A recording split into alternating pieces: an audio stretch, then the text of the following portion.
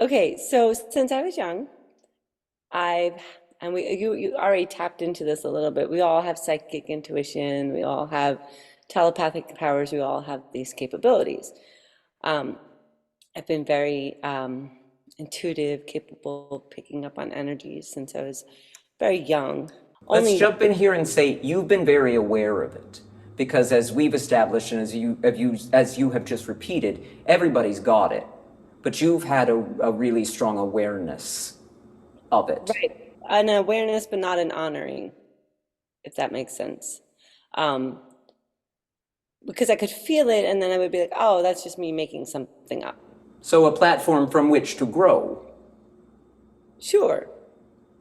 And so then that kind of leads to my next question is like, how do I know when it's genuine, right? When it's coming from like beyond me and source and that kind of stuff, when it's coming from like my imagination and I'm kind of like making something up. Your imagination is a wonderful translator for energy.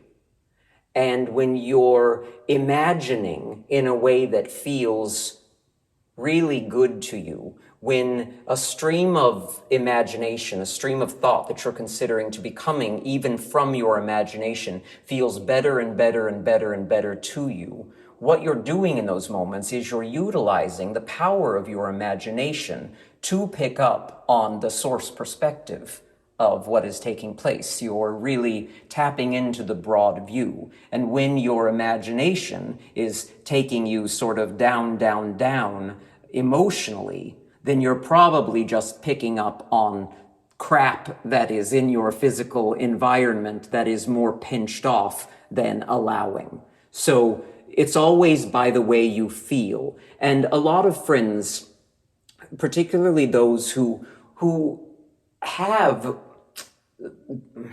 that which is considered to be a sort of extrasensory gift, where of course, you're translating through your physical senses, but many of you, all of you here, in fact, are translating far beyond just the currently identified five physical senses. And you want that to be valid, if only for yourselves. You want it to be credible to you, for you, and you want to feel validated in it. And so we would always recommend that you just pay attention to how it feels. When you're following your imagination in a better and better and better feeling direction, you're allowing your power and you're allowing all of your gifts and powerful inclinations thereby. And when you're following your imagination in a direction that feels worse and worse and worse, you're just backing off of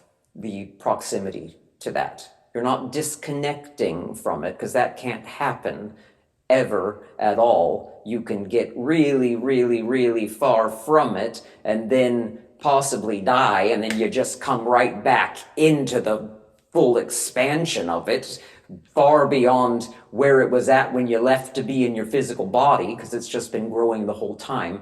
But you see what we're saying here. We want you to really trust your feelings and don't squabble over, am I just making this up or is this really happening? Because everything that's really happening, hear this, friends, got created out of imagination.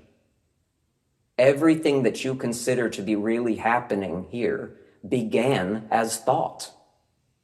And so we would, as practitioners of intuitive work, even casually in conversations where you might say to a friend, you know, I'm feeling something here. We would butt in to the conversation with an I'm feeling something here that feels really exciting to me, that feels really empowering to me. Ooh, I'm getting a hit and I feel you're really gonna like it because I really like it.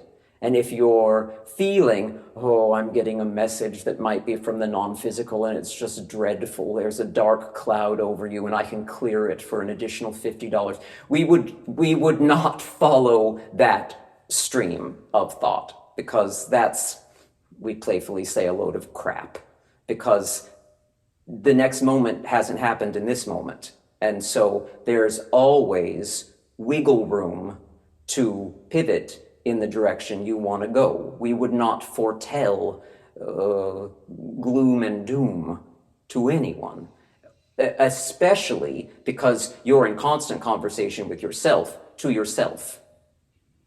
So don't worry about because we understand where it comes from, because you're in this really powerfully pioneering time where friends who are doing and thinking and having the conversations that you are having used to get punished severely for this, and now you're just casually meeting in groups and making light of it and having fun with it. And so you're really doing powerful, important to you and important to all work here. And we would always just follow the improvement of feeling about it. Okay, can I just expand just slightly? It's possible to pick up on like, so you're picking up on an insecurity of someone else. And so I read this book and it talked about how, like, whenever it gets to fear or it gets to like those more negative states, it's more of like, I want to say earthly plane or physical plane, than source plane, right? So it's possible to be, Entirely. right. So it's possible to be in an energetic realm with people and be picking up on their insecurities, right? So having that lower vibration, not necessarily having to say anything about it, do anything about it, and turn that up into the higher frequencies, even within yourself, by seeing someone's sacred energy or their better energy or their best version of themselves, and kind of uh, picking out the weeds, so That to is say. masterful work. When you can be in an environment with those who are not in the moment feeling connection, and you can feel the connection that is there, you can feel it within yourself, and you can even feel it for them, your power of influence is masterful. That is the stuff of legends. So that's really doing the work that you intended to come in here and do. Again, as we started here this evening, you knew what was going on here when you came into this physical life experience. You weren't sold a timeshare that was idyllic or something, and then you got here and it turned out to be the money pit. That's not the way it works. It makes a comical scenario for a campy movie or something, but that's not the way it worked out. You knew full well what was going on here, and you came enthusiastically, understanding that nothing outside of you is more powerful than what is within you. So many friends have said in conversation with us and in conversation with others, I'm hypersensitive and I need protection. And only few are getting around now to understanding I'm hypersensitive, and it's so delicious because I'm just hyper aware of all the good stuff that is mingling with the physical resistance, because it's all here. We don't want to paint a picture that says, again, source is finished and perfect, and you're all here needing to prove your worthiness. There is abundant deliciousness in your world, way more than there is anything that we would consider or would want you to consider negative. The negativity really is focused in a very strong contrasting way, but it is minuscule in comparison to the well-being that abounds upon your planet. And so we would utilize hypersensitivity to just soak up the deliciousness of all of that and not consider it some kind of disorder or something that you need to get a grip on in some concerned way. We would just practice paying attention to, how do I feel in this moment? How do I feel in this moment? Do I feel negative? Well, yes, so I'm picking up on something that's here. And it's not powerful enough that I want to attach to it as my source of power. I don't want to confuse the bad moods, even of a crowd or a mob, with my source of power.